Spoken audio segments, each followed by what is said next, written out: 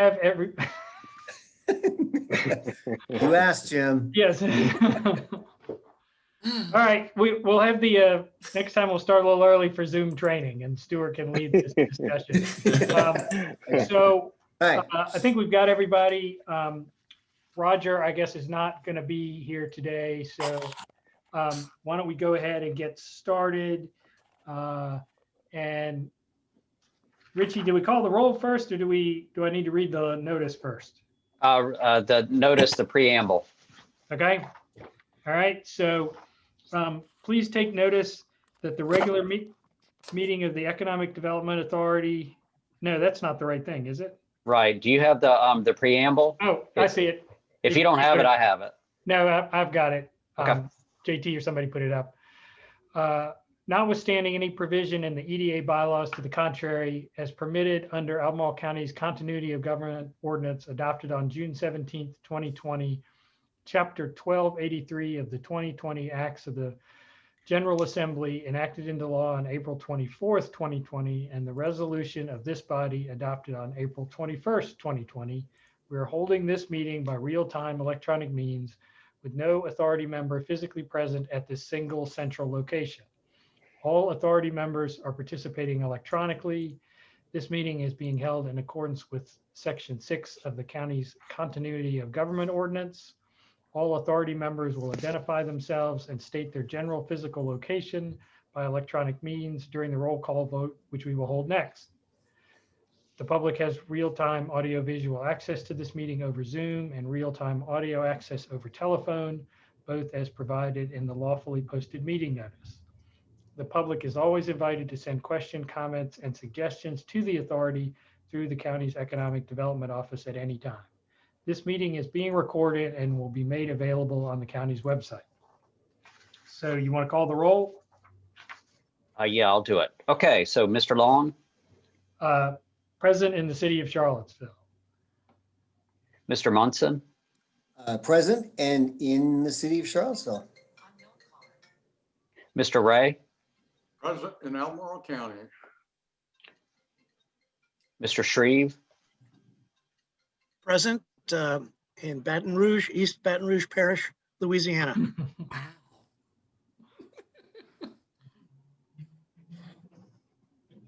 let's see, Ms. Imhoff, Present, Albemarle County.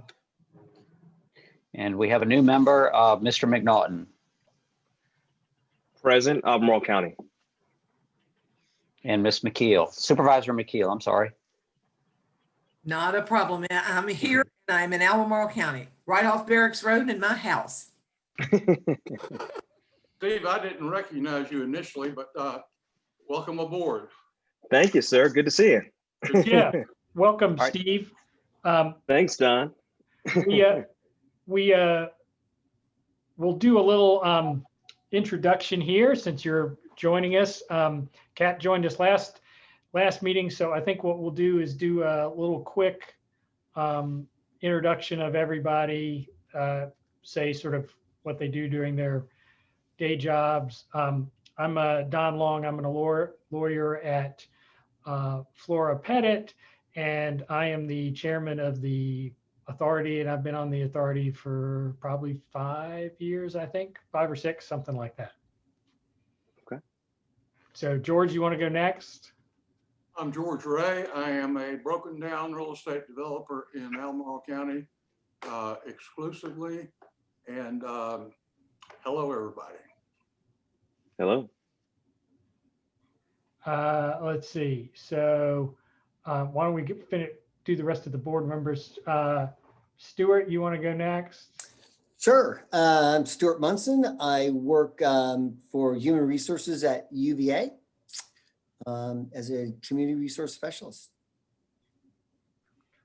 Dave, how about you?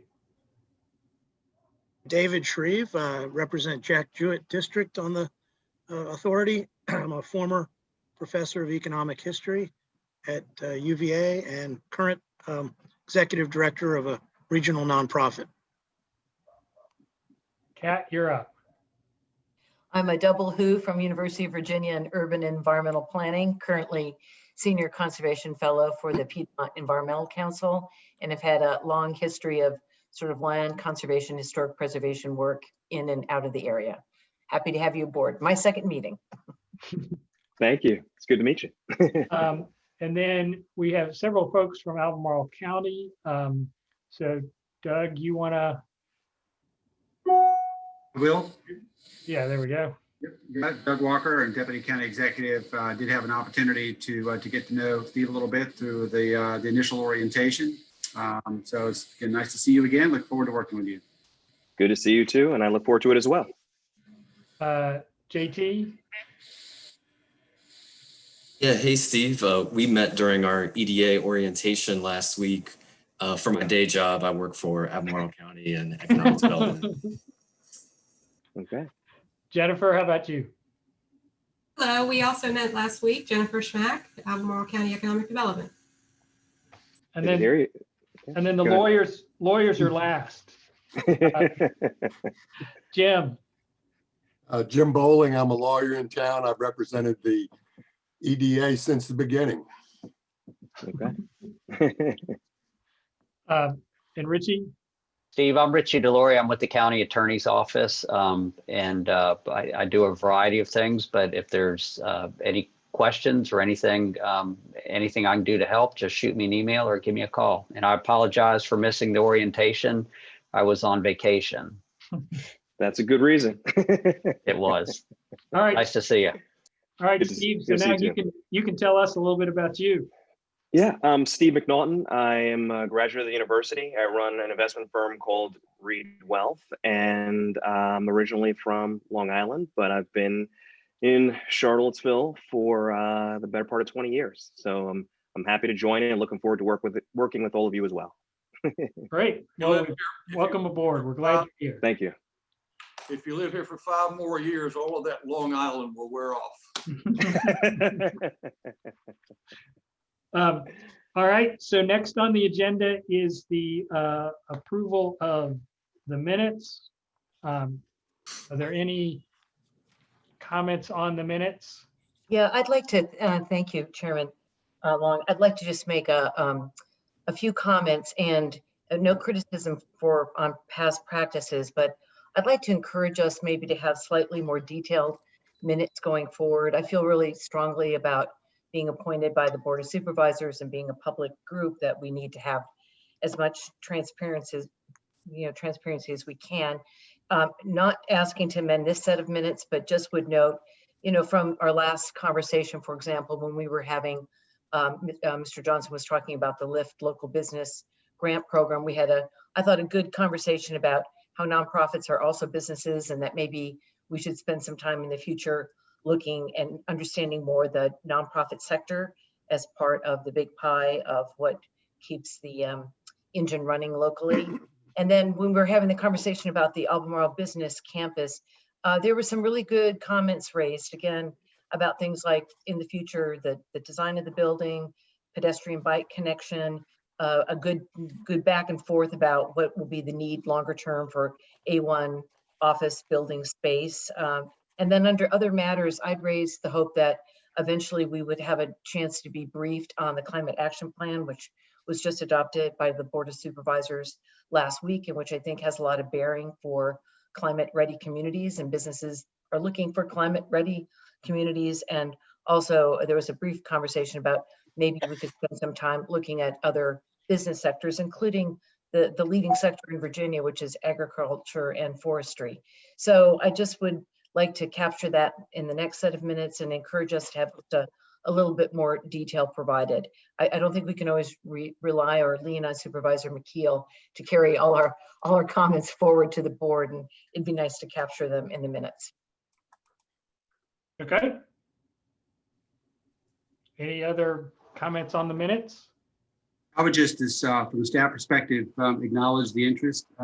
If that's the EDA's interest, and I think that we would want to do our due diligence to understand what the implications are for being able to meet that on a regular and consistent basis, and so that we are meeting the expectations of the EDA. Again, I'm just not sure what the implications are from a staff perspective, but we would have to bring that back to the EDA and make sure that we are meeting your interest in that regard. Well, and I might note, you may also want to check in with the Board of Supervisors, since we serve at their pleasure. what's the level of detail they're expecting from the EDA and from the minutes and for the public. And can certainly ask them. I'm just trying to meet the interest of the EDA here with regard to what you as an independent body would like to have your staff do for you. And I can say, just from the perspective, and I'm not disagreeing with anything Pat has said or Doug, I will say that the decisions that the EDA make eventually go to the Board of Supervisors. And so I think it's fair to say that while I'm sure that they wouldn't object to more detailed minutes, I've not, Kat, heard anyone in the years that I've been here mention more detailed minutes or anything, just saying. Not that we couldn't do that, but my sense is that Roger and JT and keep the Board of Supervisors pretty well informed on what's happening with the EDA. But I do think that there were some things that were brought up at the last meeting that could have been included in the minutes. I agree with you on that. Yep. So thank you. Thank you. All right, is there a motion on the minutes? I'll move approval. All right, is there a second?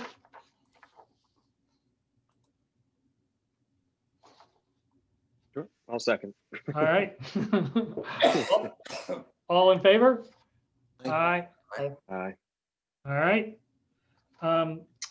Then the financial report.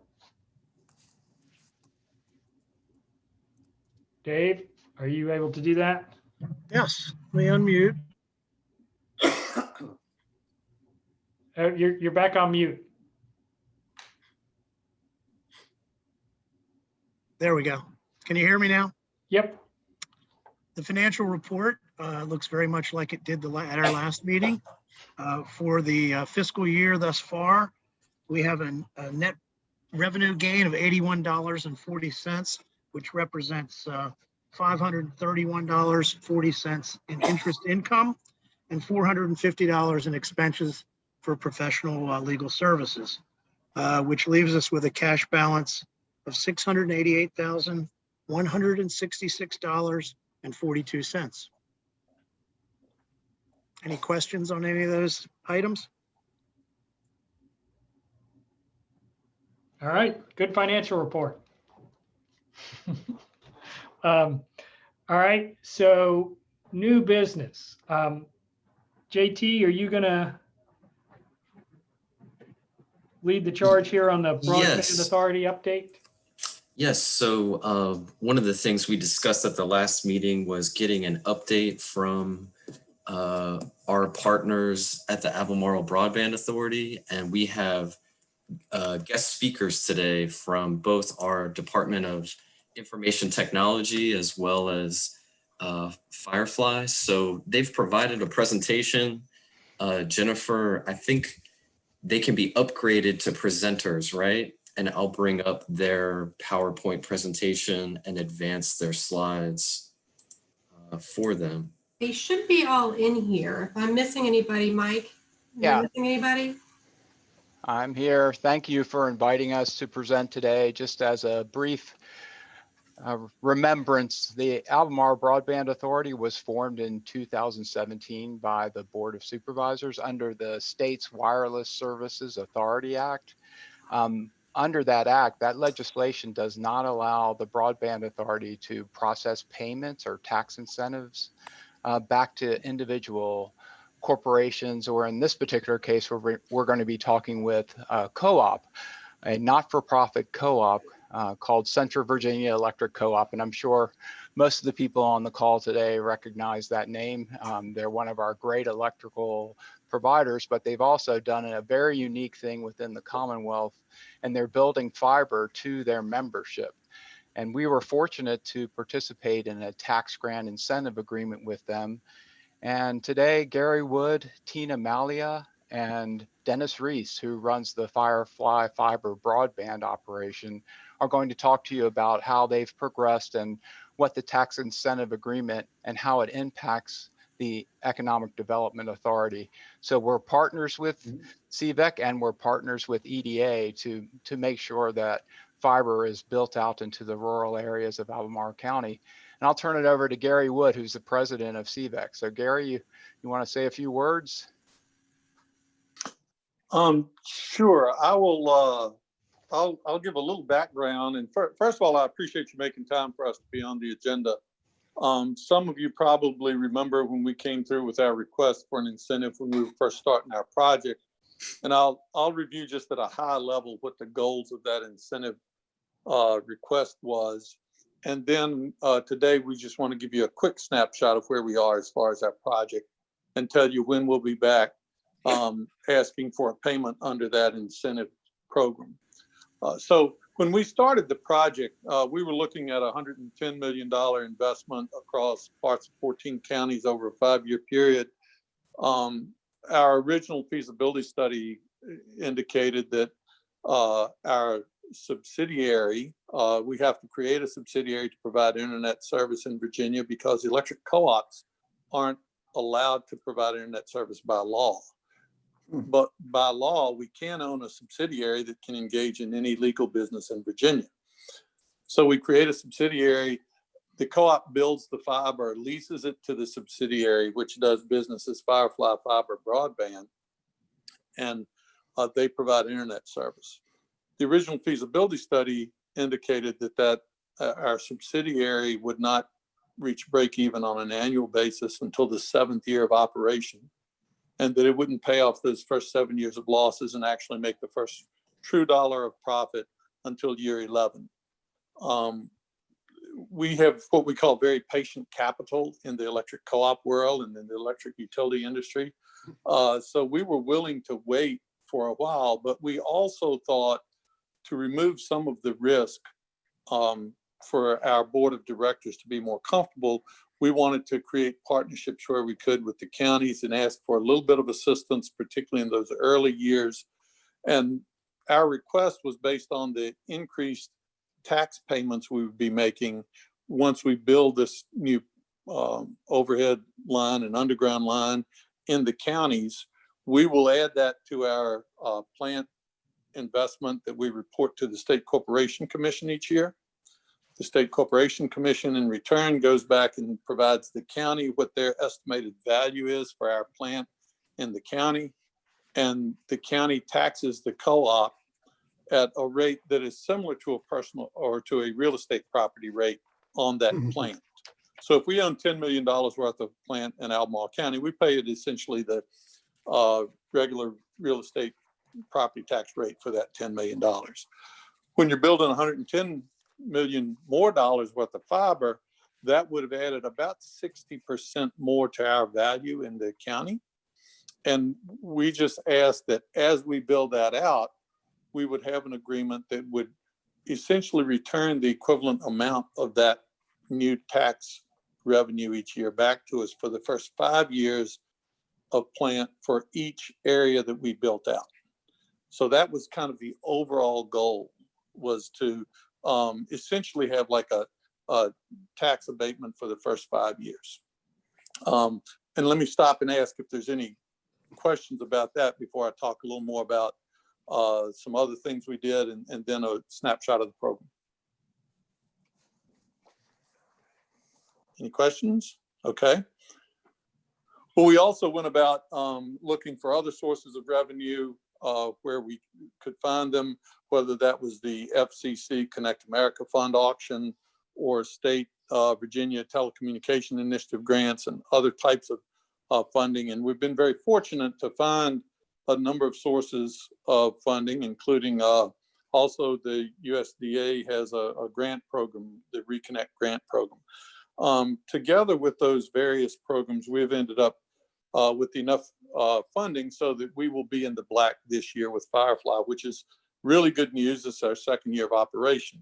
And part of that is because of the programs like we have with Albemarle and those partnerships. So we wanted to give you a quick snapshot of where we are today, and then we'll give you a update of when we think we'll be back asking for our first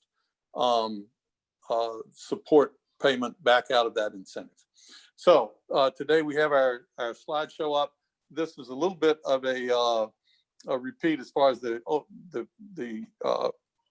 slides with pictures that you've probably seen before if you've heard any of my presentations to the county.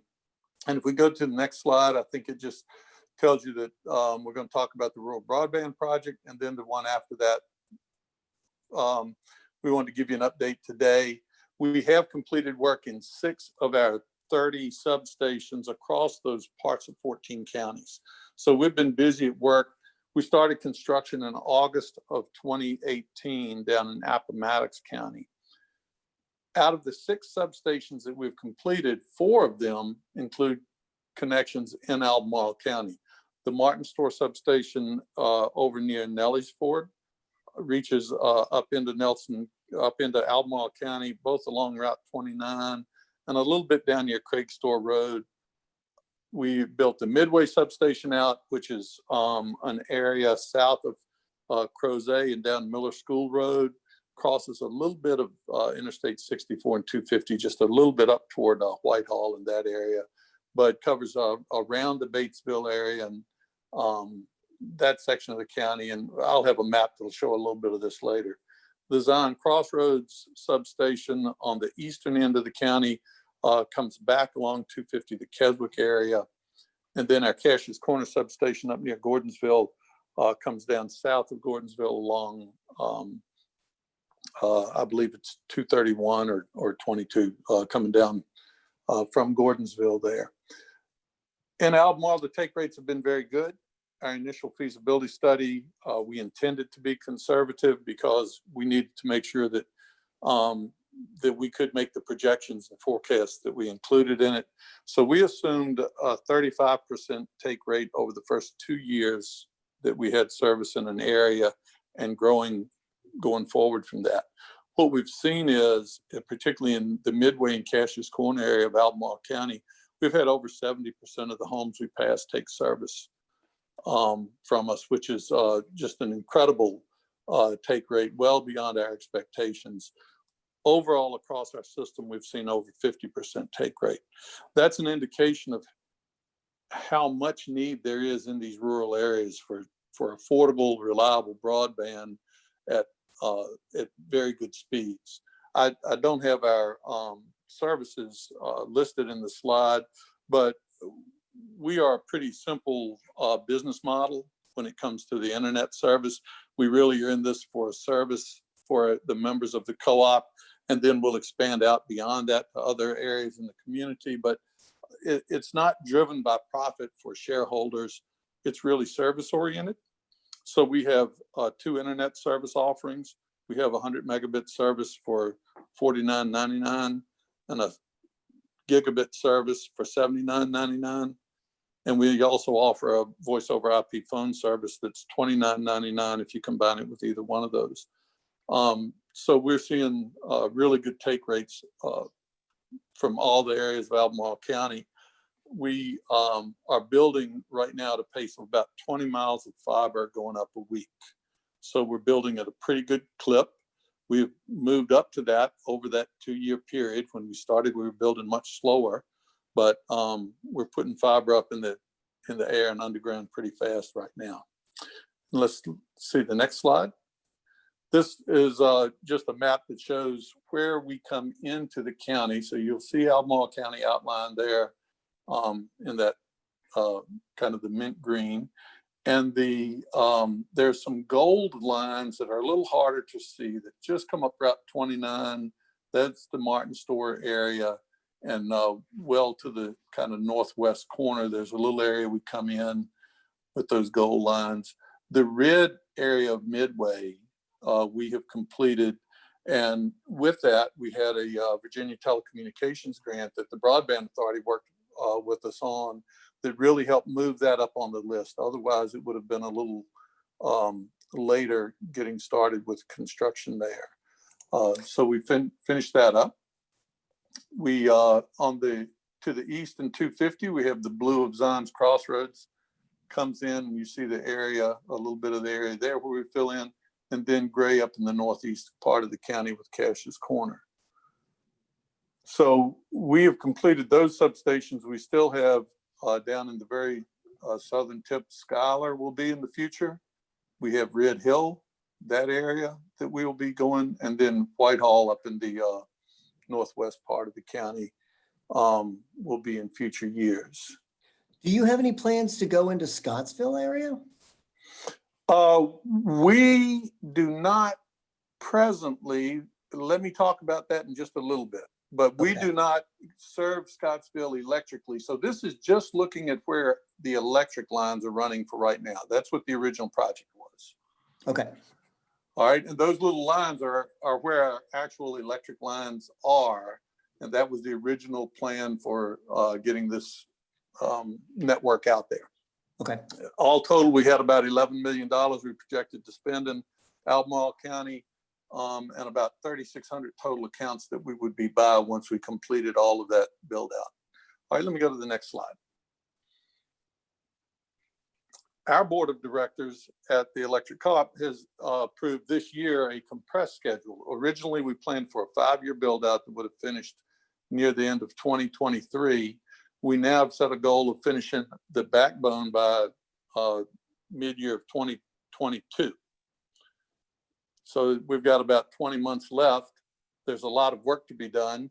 Not every person who signs up for service at that last substation will necessarily be finished on the 1st of July and have their service into their home.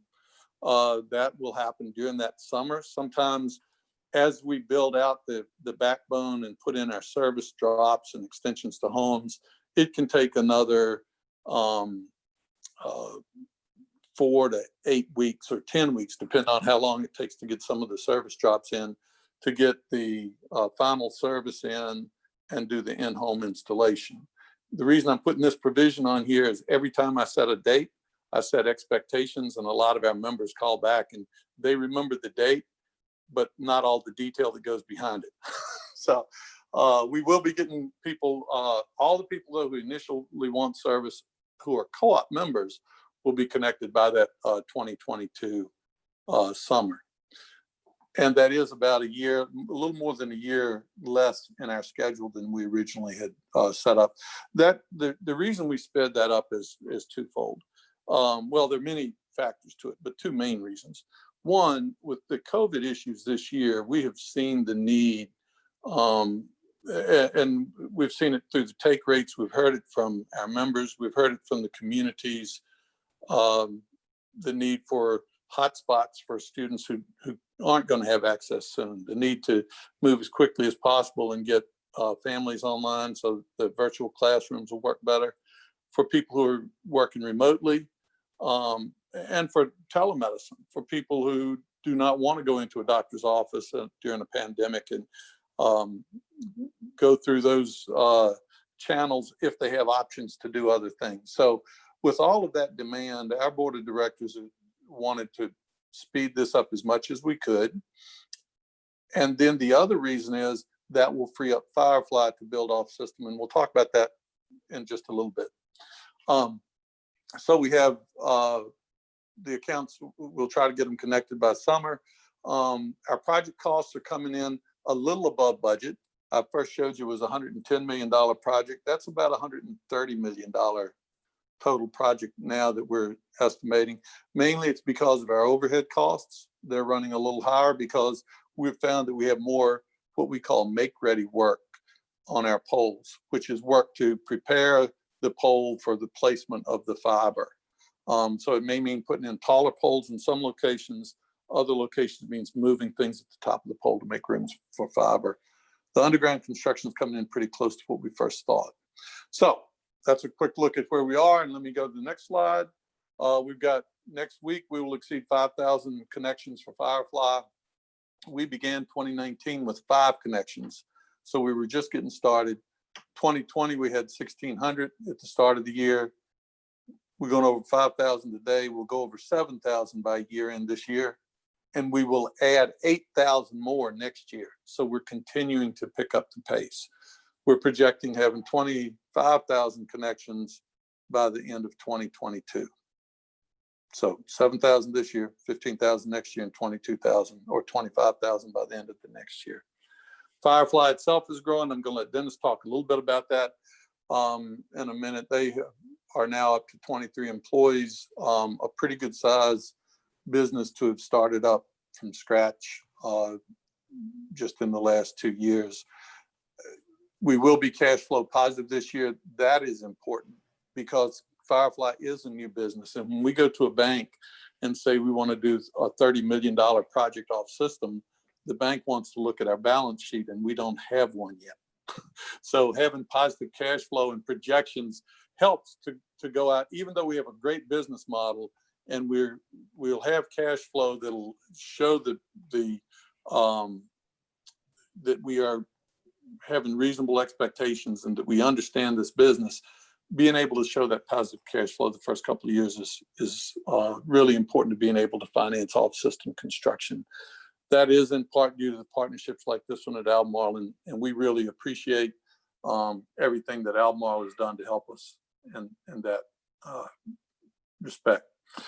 Next slide, I think, is the last one. Firefly, after 2022, will turn our focus to off-system construction. Firefly fiber broadband does not have a service area like Central Virginia Electric Co-op does. So the electric system has we're regulated and have a prescribed service area from the State Corporation Commission. If you're inside that area, you have to buy electricity from us. If you're outside that area, you cannot buy electricity from us. Firefly is very different. There are no service areas for internet providers, so we can go wherever it makes sense and where there's a need. We have begun talking to adjacent electric utilities about using their facilities where we can and being on pole lines. We've also looked at going in VDOT right of way where we can't get access to the pole lines or where it's not cost effective to be on them. Firefly will continue to pursue other sources of funding, including VATI grants from the state, all federal programs that are available. We plan to continue providing service in areas adjacent to the co-op territory, wherever it makes sense, wherever it's economical, and wherever there's a need. We'll talk about that more in the future. But the first thing we're going to do is build out this co-op territory. We're doing a few small off-system projects, including a couple of projects we're looking at with the Broadband Authority now that we're trying to seek some CARES funding from the state to help build. But those tend to be small for now. So we're really focused primarily on getting those electric co-op customers access within the first 2 years. And I'm going to ask Dennis if he wants to give you a little background on Firefly or add anything. I think he has the total number of customers in Albemarle, and then I'll come back and tell you about when we'll be asking for the first payment through the incentive plan.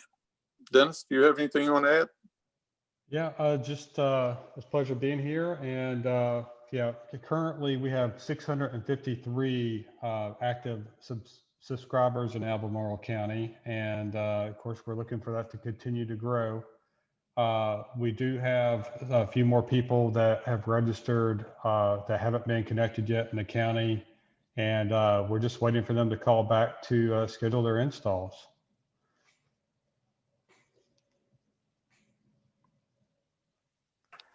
All right.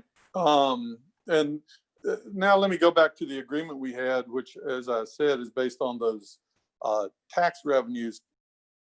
In fact, our language, I think, in the incentive, and I didn't call it up or bring it with me today, but the goal was to allow for the co-op to have the plant in place, have it reported through the taxing system, be taxed on it, pay the tax, and then come to the EDA and ask for the return of that, which actually goes to Firefly. It doesn't go to co-op because Firefly is the one providing the internet service.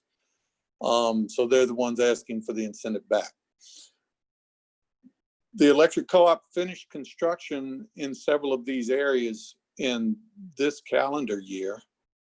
we report to the State Corporation Commission once a year in April, the new plant additions for the previous year. So next April of 2021, we'll report the new plant additions for Albemarle County in 2020. That information will go back to the county, and I expect that the mid-year taxing next year will be the first time that we see taxes on this new fiber in the county. We will pay for that as we get billed, and then we will be back to you probably at the end of next summer with our first request for a reimbursement of essentially those taxes. So that's a high-level review of where we are and of the timeline for what you can expect from us in terms of a request for a payment under the incentive plan. Mike, is there anything else I've left out? No, I think you did a great job. It's just a couple of things on the tax incentive. It's capped at 105, so it's $105,000 per year, and then there's a $550,000 max. So this is for taxes paid into the county and then granted back to CVIC and Firefly for those assets that are put in specifically for the fiber build out. So the fiber broadband only, not any additional electrical assets, only for the fiber assets. But yeah, sounds like you guys are doing a great job. Firefly especially is lots of good customer feedback. The 630 customers out there, I can't imagine where we would be if you all hadn't moved forward with the Midway and the other substations. Really appreciate the work. It's definitely helped a lot. So appreciate you being on today, Gary, Dennis, and Tina. And I'll turn it back over to JT, or able to take questions as well. So here to take any questions. I had a question. Sure. Forgive me if you may have mentioned this in the first meeting months ago, and I've forgotten, but the estimates of break even, the original, and then of course the updated one, which is much better news. Are those based on borrowing cost, or was this on the expense side coming out of cash flow? So that was based on our total financials at year end. We are borrowing all of this. It's 100% debt financed was the way we went into this. That's what I couldn't remember, right. But I thought that was the case. Right. Now, we've been fortunate to get a few grants to help offset that, so it won't be 100% debt financed. Right. And we've been fortunate that the financing, which we do through the Department of Agriculture's Rural Utility Service, that's the way that the electric co-op finances a lot of the plant that we build. The interest rates, we pay 1/8% above the cost of borrowing for the federal government. So this year we've been borrowing at somewhere in the neighborhood of 1.1% money for about $40 million in investment this year. And last year we were similar, and the interest rates were about 1.25% to 1.5%. In our original feasibility study, we assumed about a 4% interest rate. So that's one of the things that's really helping us is the interest rate environment. Makes a world of difference, doesn't it? It does. It does, particularly when you're borrowing like we are. Yes. And the other question, again, I think this was mentioned and I have forgotten. Is Firefly a for-profit subsidiary or also a non-profit? It is a for-profit subsidiary with the intent, well, they're owned 100% by the members of the electric co-op. So profits will come back in the form of dividend payments to the electric co-op and its members. Firefly was set up as for-profit because we intend to pursue opportunities such as with cell phone providers who need fiber to the bottom of their towers. If there's an outgrowth in the rural areas of 5G, every 5G tower needs fiber at the bottom of it. those can be fairly lucrative contracts. And if we're not for profit, those profits are returned to the people who pay them to us. And if I have the choice of taking Verizon's money and giving back to Verizon or giving to the rural members of Central Virginia Electric Co-op, we're choosing the co-op. So that's why it's set up that way. Not that I'm picking on Verizon.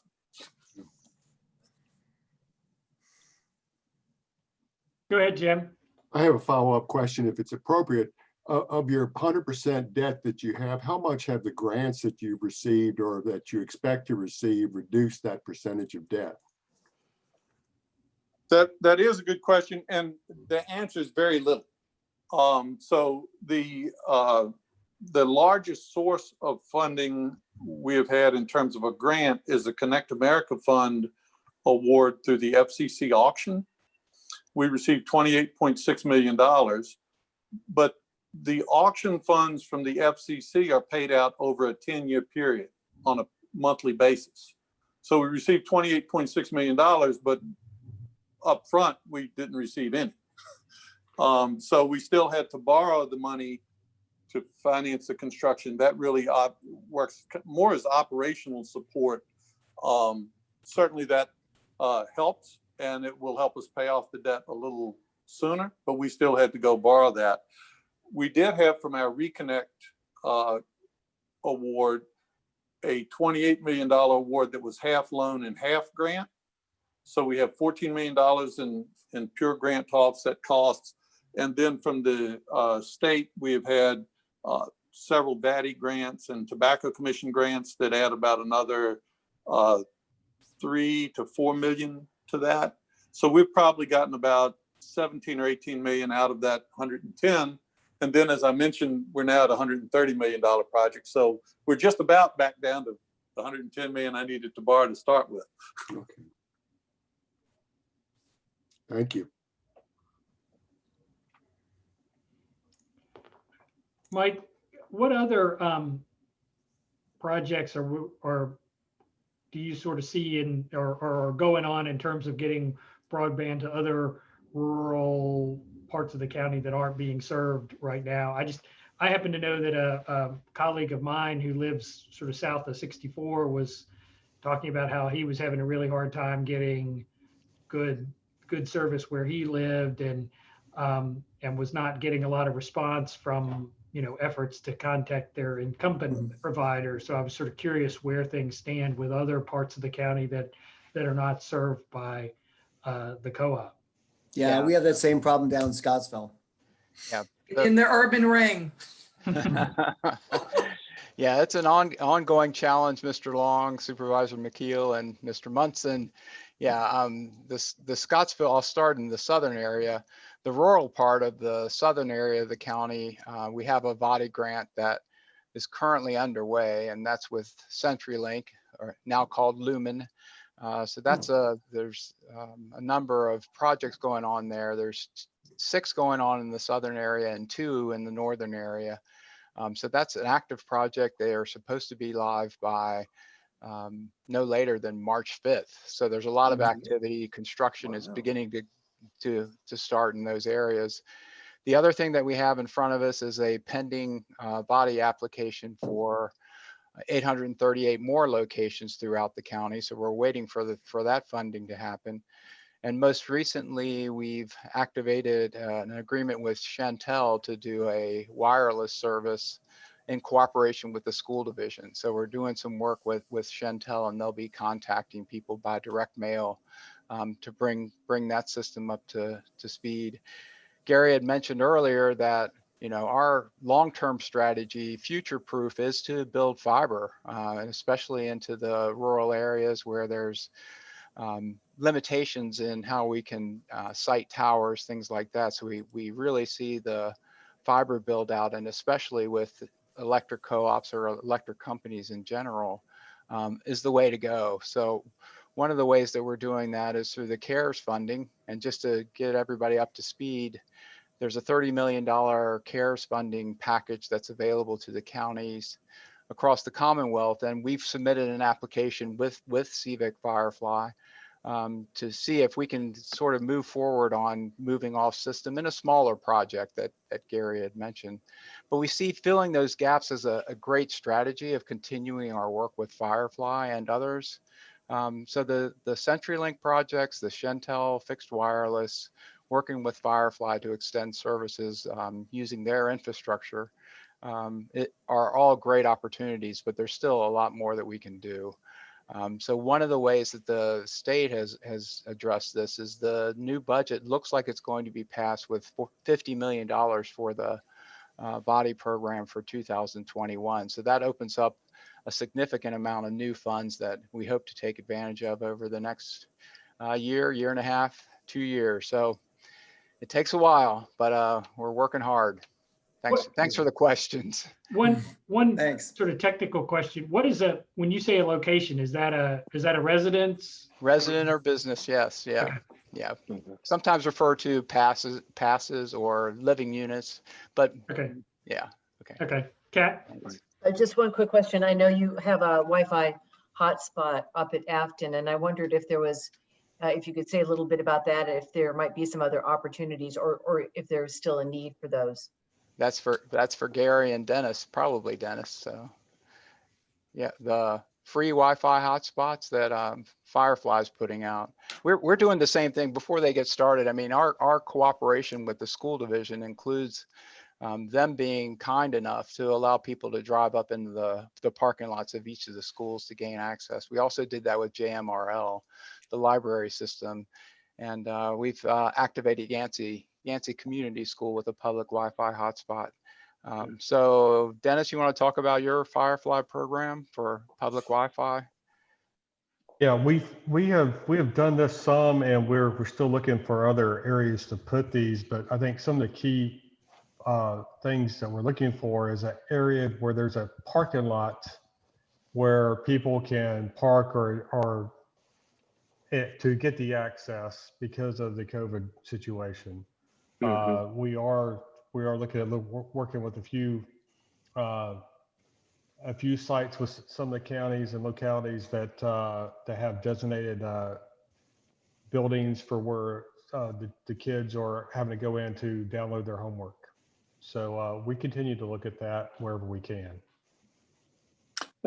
And by the way, we'd be willing to work and if Mike has some ideas or the school system has ideas of areas that are unserved, that are near our fiber, it needs to be nearby so that we can get fiber to it, but then meets the requirements like Dennis was talking about. And that's the tough thing about rural areas, is it's harder to find a safe and secure area with a parking lot, other than occasionally churches. Maybe sometimes you can find a rescue squad or a moose lodge or something out in the rural areas, but they're harder to find. But if Albemarle County can come up with a location or two, we'd love to put up the exterior router, and we do those and make it available at no cost, no download limits in terms of time or data limits. Hey, Gary, do you have, is the map that was in your slide presentation, is that available on your website, or could you guys circulate that around? So, because I think that'd be useful for people to see where you're planning to go. It is on our website. It's on Firefly's website and on the Electric Co-op website, and we will get it distributed. I'll ask Mike to send it back through to y'all so you can look at it. Great, thank you very much. Quick question. Alternatives are good, and that's tremendous. Do you know percentage-wise how many people who are signing up or will have access to this new service, where you are essentially their option, like they didn't have access to internet where they lived previously at all, just in terms of impact in the county? Well, that's where, when I gave that take rate early, and I probably didn't explain that very well, and that looks at those passings that Mike was talking about.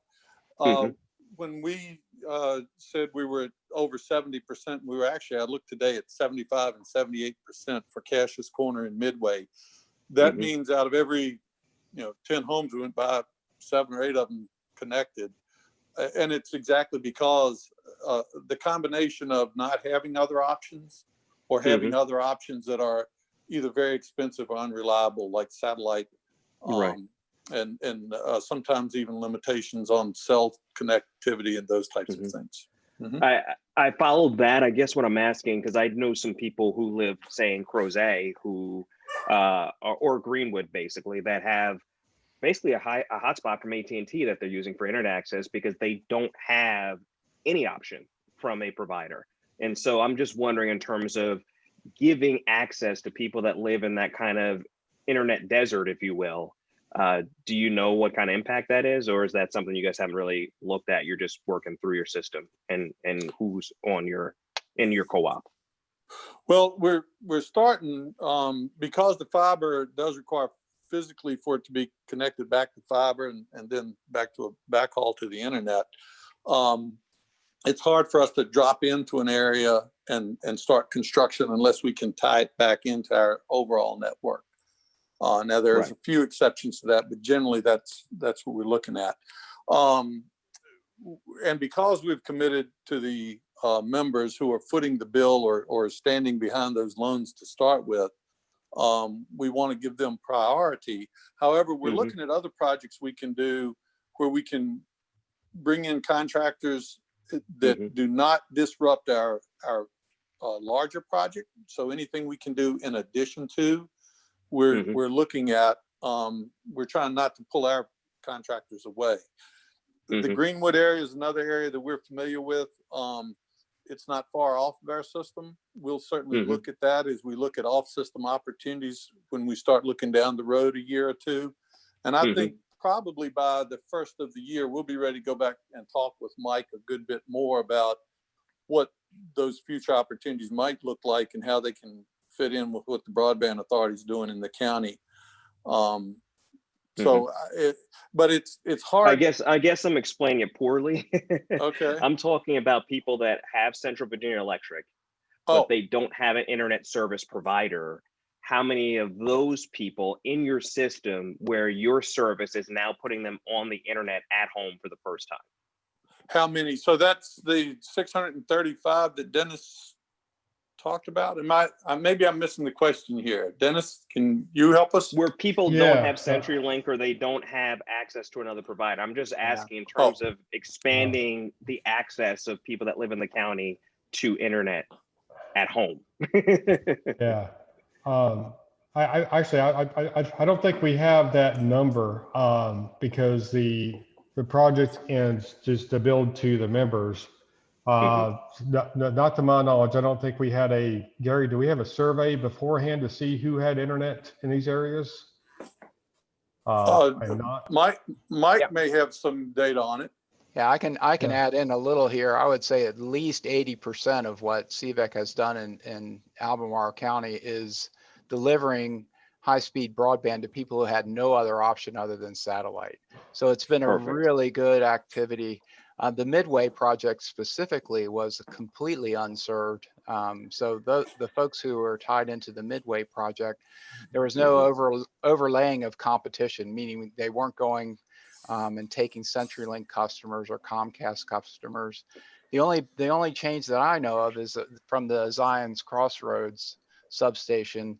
You know, part of that section, there's some Comcast and maybe some higher speed CenturyLink people, but mostly it's been, you know, folks who haven't had internet at all. So it's been a lifesaver, and especially that's great. That's what I'm getting at. I appreciate that. The timing of COVID, it's just it's a great story.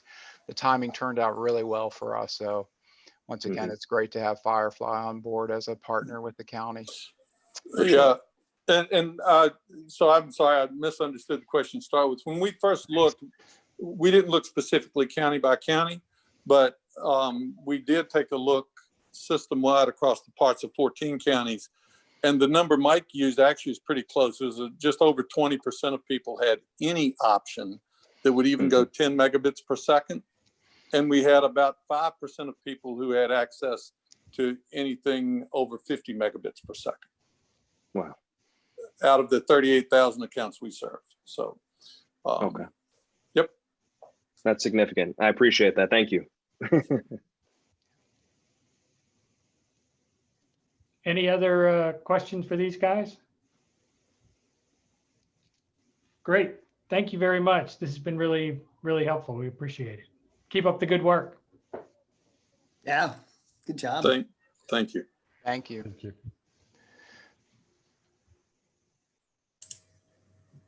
All right. So JT, are you going to give the director's report?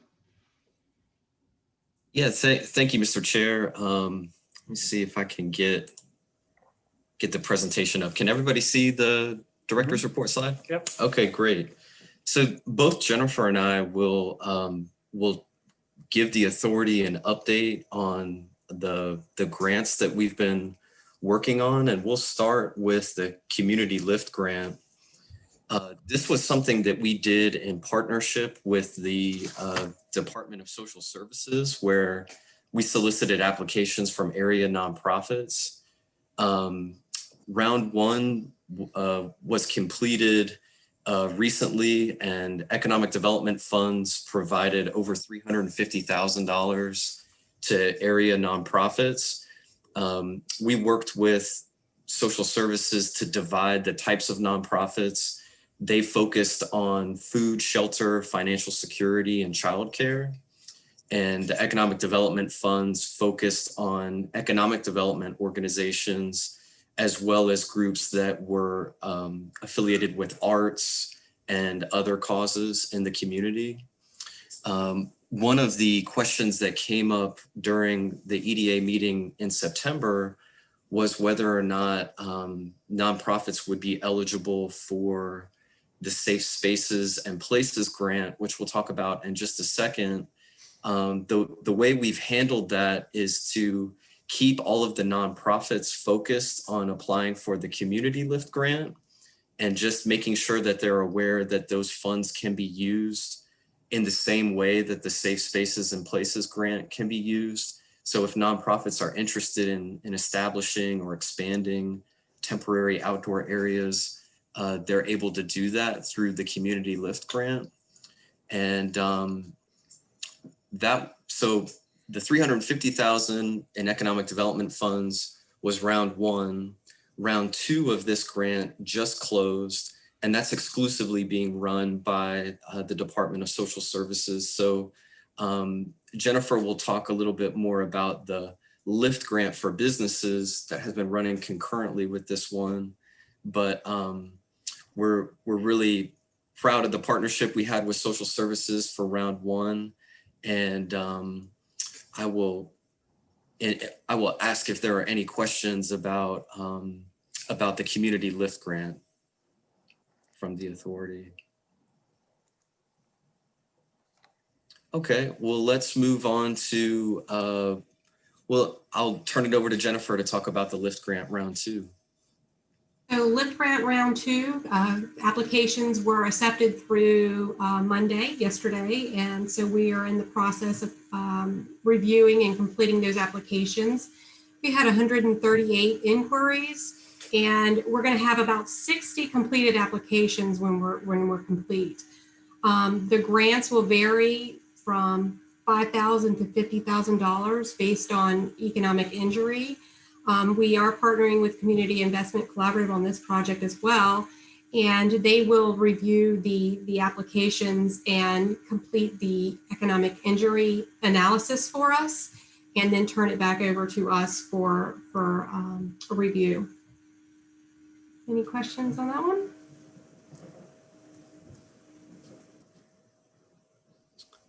Sorry, Jennifer, you probably just said this, but what's the total amount that's possible that could be distributed?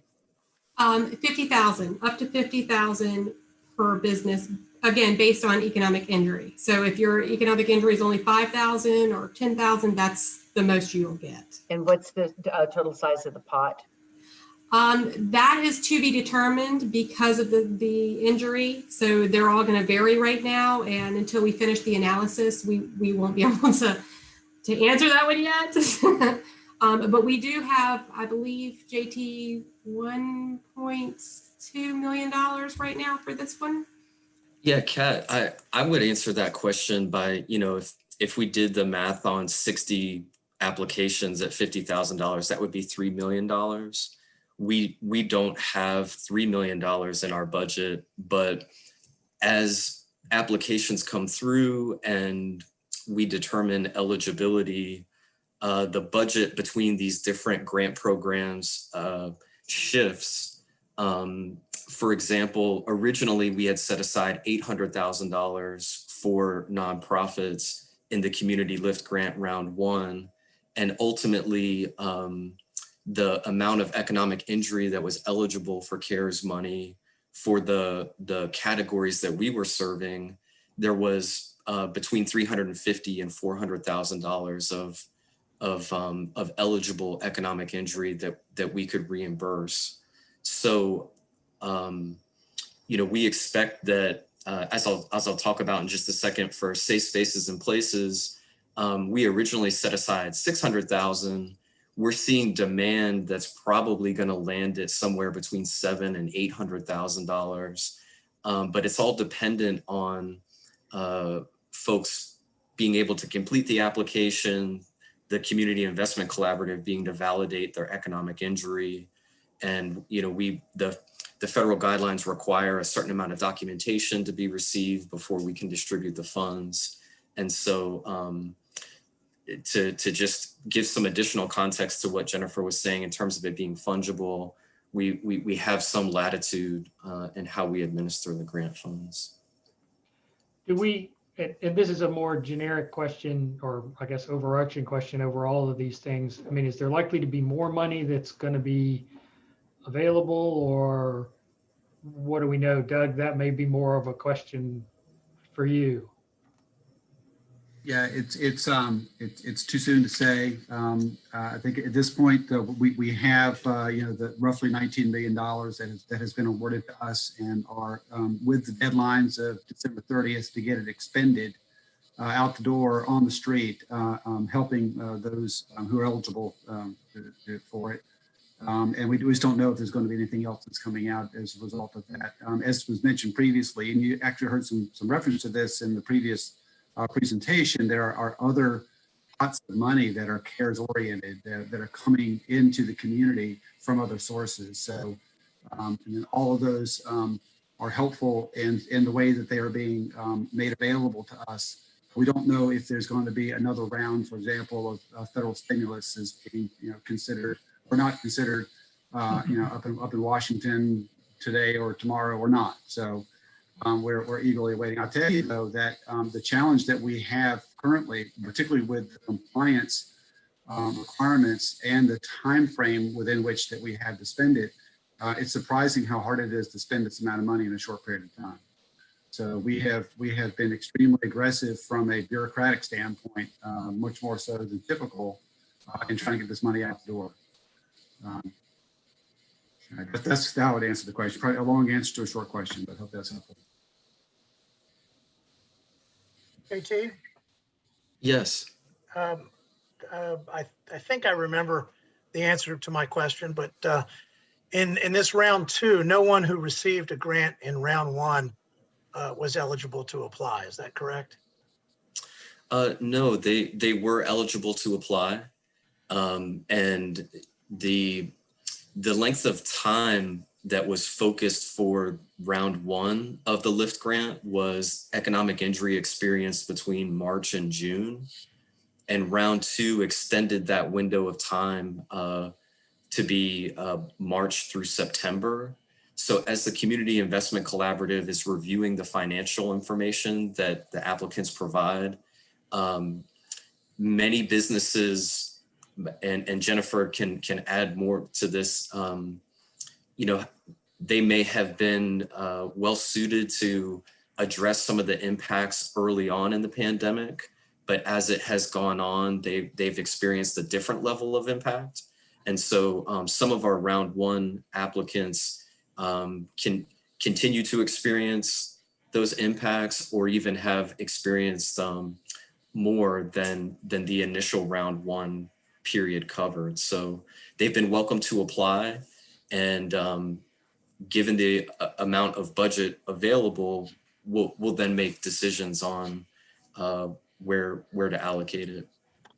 So of the 60, do you know how many are recipients from round one? I would Jennifer. estimate roughly a quarter of them.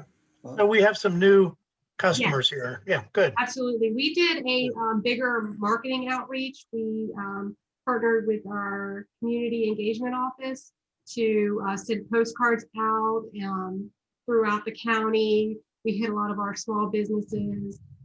So we really spread the message far and wide. That's good. I asked principally because I heard from a number of businesses who didn't catch the news for round one and were interested. So I didn't know if they had a go at it. Yeah, and there may be additional questions, but I'll quickly cover safe spaces and places. So we received almost 50 applications. These grants range from $5,000 to $25,000. We had approximately 110 inquiries that were submitted.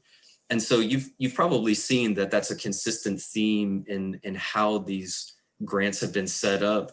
And by asking for information on the front end about how much each applicant intends to apply for, that's allowed us to monitor how much budget to continue to set aside and reserve as we work our way through these applications. So the current estimate we have is between $600,000 and $800,000 for this program. And the picture included here is Potter's Craft Cider. This was a company that the county matched an APHID grant opportunity, and you can see that they've marked their outdoor space to have appropriate distancing, and that's the kind of example of what we're seeking when we work with businesses that are looking to use their outdoor space. How can they create those safe spaces that have sanitizing stations, that have appropriate distancing markers indicated for customers that are coming to see them? And it's been a great opportunity to touch base and connect with the businesses in the community that are continuing to work hard to address impacts from the pandemic. And that's just sort of a broad update on all the different grant programs we have going. And if there are any other questions, I'd be happy to answer them. Yeah, I just think you all have done a great job with this. I know some folks in the Scottsdale area that have taken advantage of this and have really made a big difference in their ability to stay afloat. Thank you. Thanks, JT. Yeah. And then Albemarle Business Campus update. Yeah. And I don't think there's anything to vote on, but once again, I will recuse myself from anything related to this. So you can talk, and I'll keep quiet until you're done. Yeah, very quickly, just wanted to note at our last meeting, we knew that their final public hearing on their rezoning proposal was going to the board. It was approved. And so our partner in this public-private partnership was very excited, very thankful for the EDA's input and support throughout the process. And just wanted to note that that it was approved, and we're excited about the project going forward.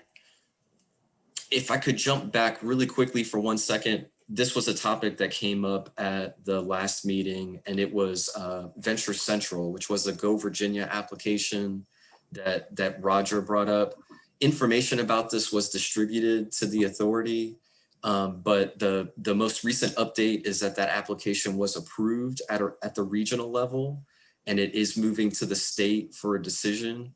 And so we're optimistic about what this proposal will do for entrepreneurship in our community, especially as we think about the long road that may be ahead in terms of business starts and entrepreneurship. How do we foster an environment that's positive for that? So just wanted to quickly note this information about Venture Central.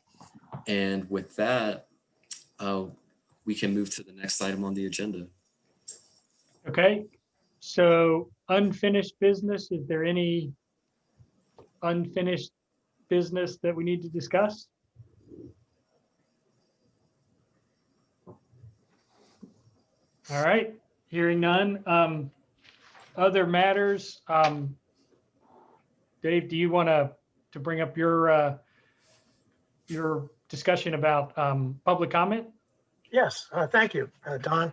So what I would propose is that we figure out, I guess, the outlines of what would be a change to our bylaws to make room for public comment at our hearings, our meetings. Oh, yeah. And what I would propose as to begin the discussion, after consulting with JT and a few others and Rich about the outlines of such a proposal, is that we make provisions for a matters from the public period at the outset of each meeting, announced by the chair, and then to include a declaration by the chair as well that anyone wishing to comment may withhold their comment until we discuss a particular agenda item. And then when that agenda item is raised, we have a staff report followed by the public comment period, eligible period, and then discussion by board members. So that's the rough outline that I propose as a beginning for our discussion about how we might do this. And naturally, I wanted feedback from. Yeah, so what do other folks, I'll let other people speak up and then I'll share my thoughts. So what other thoughts do people have? Yeah, I think more public input is a good thing. I mean, the more we can get people involved and aware of what we're doing and their thoughts coming into this process and our consideration to deliberation process, I think is a good thing. Second what Stuart said. Anybody else? I'm certainly in favor of it. I think my comment would be, and I know there was some email discussion about this today, was just, what do other EDAs do? What do the other public bodies in the county do in terms of their public comment? Just, I certainly think we need to, that having a matters from the public section makes sense. I'm only worried a little bit about the cumbersomeness if we have to stop throughout the process to get feedback on individual matters. But, I'm not overly concerned about that either. So I suspect that it's not likely to be a problem. I mean, it's really, as I was thinking about it, more of the comments are really going to tend to fall more toward things that, although we don't have public hearings, but it would be toward actual actions we're taking, as opposed to, thinking about the presentation that we just had. Is that something that we want public comment or not on that sort of discussion, or is it really revolve more around actions that we're thinking about taking? I mean, I agree that we should take public comment and we need it. It's just a question of what's the most effective way to do it. Mr. Chairman? Yeah. I would suggest one little change to what's been suggested, and that is that we have the public comment all at one time up front. So once we get to agenda items, we're not getting constantly interrupted by additional comments. And the second thing is, I would recommend that we have a time limit on public comments, much like the supervisors do. This doesn't need to break down into a gripe session. It needs to be some ability to warn the public when they want to make a comment that there is a time limit. I would just add, and this is your all's decision, but there are models. I mean, I'm on the Citizens Advisory Board, and while it's a very different board, we take public comment and have, so that's a model. As chair of the Albemarle County Regional Jail Board, we take public comment. We have a model there. So you have those models out there, Don. I'm just saying that there are different ways to do it. Just a thought. You know, many of the boards and commissions take public comment. Yeah, the airport authority does. Kat, you had something you wanted to add? No, I'm just saying, I agree that I like the idea of looking at a couple other models and having it up front and having it be materially related to the subject matters at hand. Yes. A very lawyerly response. So maybe what we can do is maybe I'll work with Dave and Richie and try to come up with a sort of proposal that we could bring back at the November 17th meeting as a, you know, we had comments about, should this be a, Jim had raised questions about, is it a bylaw amendment? Is it a set of rules or procedures? So maybe between now and the next meeting, we can put that on the agenda to come up with a proposal to bring to the board. Does that sound reasonable? Sounds great. Rich, do we need to vote at this meeting on announcing a possible change to the bylaws, or So I don't know. I think the way our bylaws are set up, this meeting just serves as notice to everybody that the next meeting, there would be a motion to amend it. So I think this discussion is terribly helpful, but no votes needed at this point. Okay. And one in my opinion, but Don may have a different opinion. You're my lawyer.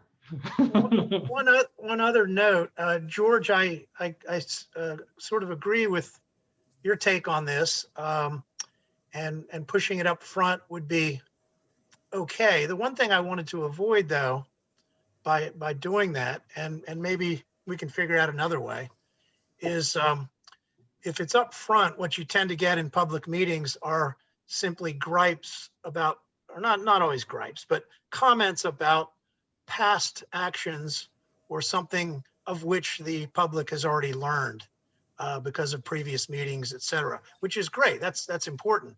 But what I would like to see on occasion, and I think we live in a community where we're likely to see this now and then, is a public commenter responding to, you know, ongoing discussion of events in the middle of those discussions.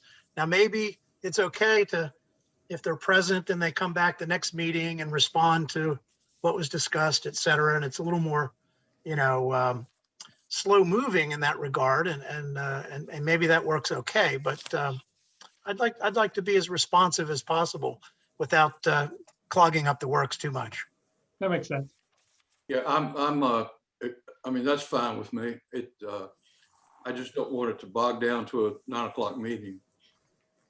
Yeah, and maybe a very strict time limit, maybe even stricter at that point than at the outset, you know, not by much, but perhaps you could shave off a minute or so for the, you know, discussion of the agenda items at that time. Something to consider. Yeah. Okay. At my bedtime, at my age, my bedtime is 6:30. So. All right. Well, we still got a little time, George. Can I do one other matters thing? Sure. Let me get out of the way here a little bit. I want to show you all something that we have been up to out here on Ryle Road. Can you see behind me? Can you see the photograph behind me? Yes, sir. Sure can, George. Go west on Ryle Road, past the intersection with Burkmar Drive. Just past Burkmar Crossing on the left-hand side, right next to the Garden Spot Nursery. We've got a project going which is called Oakley. And some of you may be familiar with it because of the Blake Assisted Living Project that was built there up the top of the hill. What you see behind me is a second part of that project that we're just about finished with.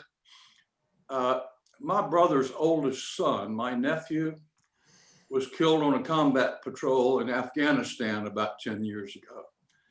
And that started me thinking, about some way to honor his sacrifice, but more broadly to honor all of the American military and civilian personnel who served us so well in the Middle East wars.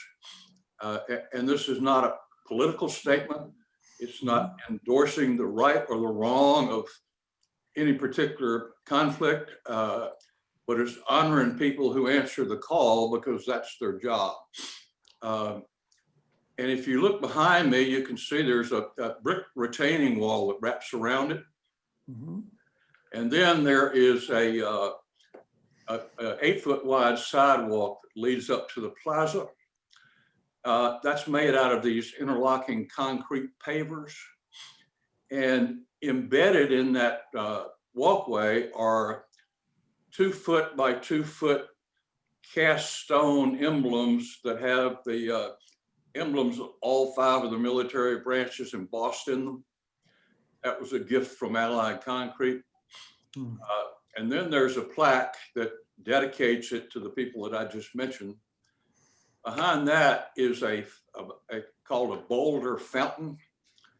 There's a place up in Madison that brings these boulders down from the Blue Ridge and makes granite dust and fiberglass casts and creates these really wonderful boulder fountains that look so authentic. They sit on a recirculating pump that's heated, so they run 24/7, 365 days a year, and make that wonderful gurgling sound.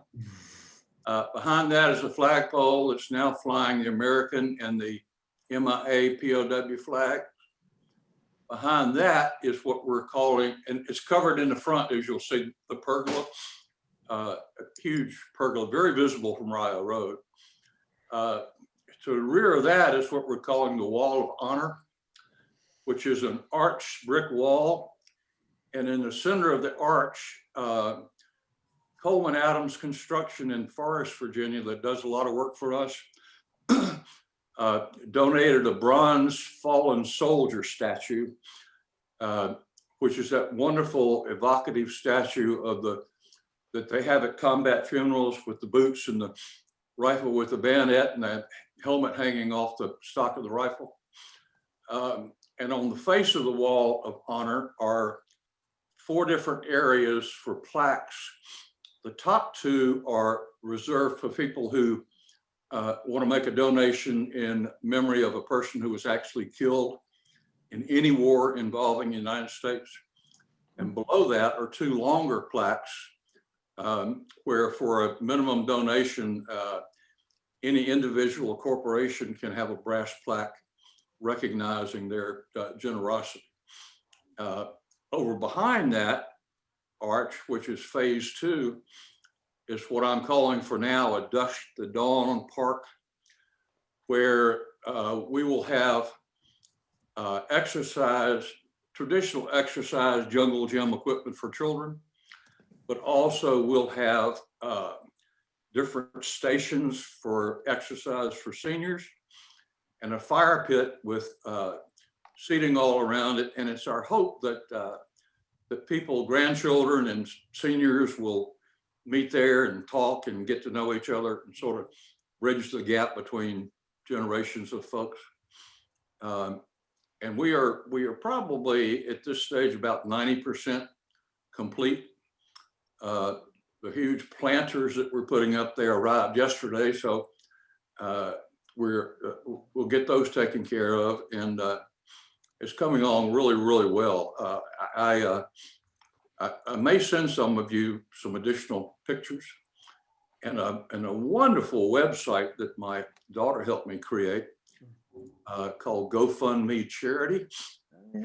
And be just as generous as you like, and it will be appreciated. I got to raise about $125,000. So far, there's no government money in this. So far, it's just us with in-kind donations and cash that we're raising ourselves. Thank you. Thanks, George. Thanks. Anything else? All right, then I guess we are adjourned until the 17th. Okay. All right. Thanks, Okay. everybody. Thanks, Charles. Thanks, Stay guys. healthy. Thank you. Bye-bye, everybody. Bye. Take care.